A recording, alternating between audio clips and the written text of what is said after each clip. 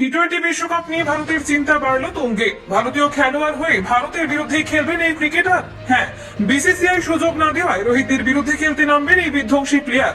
কিন্তু কে এই বিধ্বংসী প্লেয়ার? কেন বিসিসিআই এই ক্রিকেটারকে সুযোগ দিল না? দেখুন, এবার একটি বড় প্রসঙ্গ সামনে এসেছে। প্রাপ্ত তথ্য অনুযায়ী জানা গিয়েছে যে এবার চলতি বছরের টি-টোয়েন্টি বিশ্বকাপে ভারতীয় দলের হয়ে খেলা এক তারকা ভারতের বিরুদ্ধে খেলতে নামবেন। হ্যাঁ, প্রথমে বিষয়টি জেনে অবাক হয়ে গেলেও ঠিক এই ঘটনা এবার ঘটতে পারে। বিষয়টিকে এবার একটু সহজ করে দিই। মূলত ভারতীয় দলের হয়ে অনূর্ধ্ব 19 বিশ্বকাপ জেতানো ভারতীয় ক্রিকেটার উন্মুক্ত চাঁদ এবার মার্কিন যুক্তরাষ্ট্রের হয়ে টি-টোয়েন্টি বিশ্বকাপে মাঠে নামতে পারেন। জানিয়ে রাখি যে 12 বছর আগে অনূর্ধ্ব 19 বিশ্বকাপে ভারতীয় দলকে চ্যাম্পিয়ন করার পেছনে গুরুত্বপূর্ণ ভূমিকা পালন করেন উন্মুক্ত। 2012 সালে অনুষ্ঠিত ওই বিশ্বকাপে ভারতীয় দলের অধিনায়ক ছিলেন তিনি। সব থেকে উল্লেখযোগ্য বিষয় হলো ম্যাচটিতে অস্ট্রেলিয়ার বিরুদ্ধে 111 রানের দুর্দান্ত ইনিংস খেলেন এই খেলোয়াড়। তারপর তিনি ভারতের অনূর্ধ্ব 23 দল এবং ভারত এ দলের হয়েও খেলার সুযোগ পেয়েছেন। পাশাপাশি আইপিএল এর মঞ্চেও দেখা গিয়েছিল তাকে। কেন তিনি বিদেশের হয়ে খেলছেন? একটা সময় ভারতের ঘরোয়া ক্রিকেটে নিয়মিত দিল্লির হয়ে খেলতেন উন্মুক্ত চাঁদ।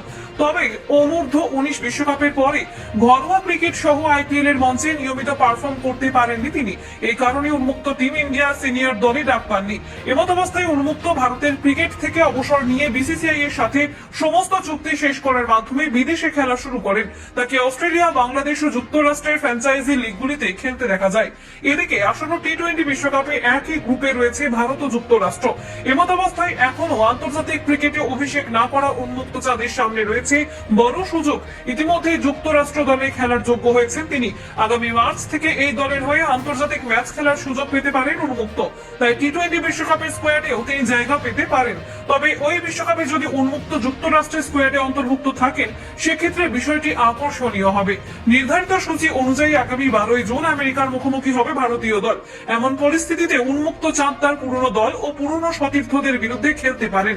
এই প্রসঙ্গে জানিয়ে রাখি যে উন্মুক্ত অতীতে জানিয়েছিলেন ভারতীয় ক্রিকেট ছাড়ার পর ভারতের বিরুদ্ধেই খেলার ইচ্ছে রয়েছে 30 বছর বয়সী এই খেলোয়াড়ের। এবারে আইপিএল এ মন ভেঙেছে রোহিত অনুরাগীদের। সম্প্রতি আইপিএল এ বেশ পরিবর্তন দেখা গিয়েছে। নীল জার্সিতে রোহিত শর্মার যুগ শেষ, যে জল্পনা উঠেছিল ক্রিকেট অনুরাগীদের মধ্যে, যে অঙ্ক মেলানোর চেষ্টা করছিলেন আইপিএল ভক্তরা, তাই সত্যি হয়েছে। আইপিএল এর সবচেয়ে সফল টিমের ক্যাপ্টেন্সি তুলে দেওয়া হলো হার্দিক পান্ডিয়ার কাঁধে। মেরিন ড্রাইভ থেকে চেম্বুর একটা বিষয় নিয়েই দ্বিধা বিভক্ত। যিনি 5টা খেতাব দিয়েছিলেন মুম্বাই ইন্ডিয়ান্সকে, তিনি এত তাড়াতাড়ি ব্যর্থ হয়ে গেলেন কেন? ভারতীয় বোর্ড যে আঙ্গিকে ভবিষ্যতের দিকে তাকাচ্ছে, সেই ছকি মুম্বাইয়ের টিম ম্যানেজমেন্ট নিল? তাহলে উত্তরটা কিন্তু হবে হ্যাঁ। 37 রোহিত খুব বেশি হলে আর 2 কি 3টে আইপিএল খেলবেন। ভবিষ্যতের দিকে তাকাতে হলে হার্দিকই সেরা বিকল্প হবেন, তা আর বলার অপেক্ষা রাখেন।